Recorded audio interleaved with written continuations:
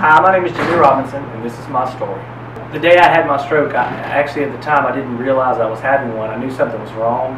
A coworker that I had been around for probably 15 years, I had to call someone else to ask who she was.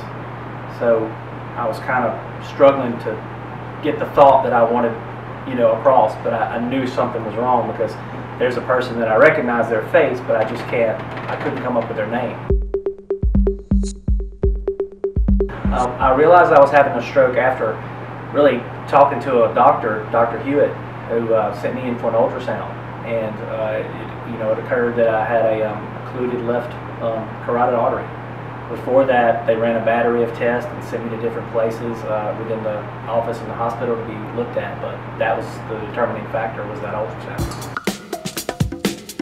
I absolutely do. Dr. Hewitt, he caught it early, and was very, very, very good at explaining to me in layman's terms what I was up against and how lucky I was.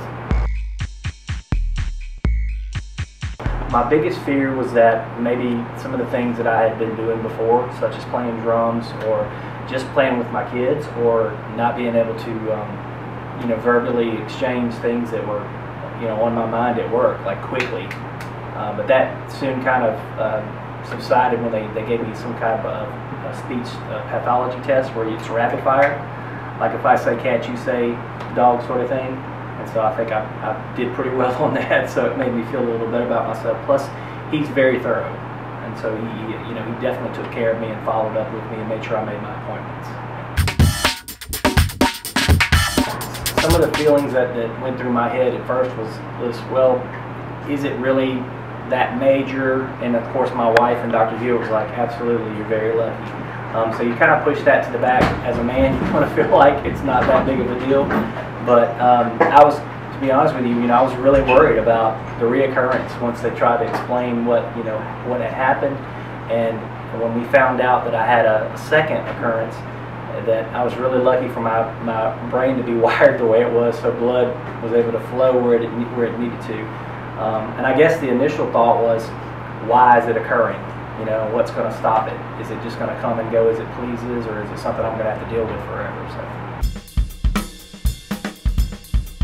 Well, for a while I was on blood thinner, warfarin and Coumadin, and that was a big change to have to actually get up and go and be tested, and have your INR looked at daily, well not daily but weekly, sometimes, and then monthly.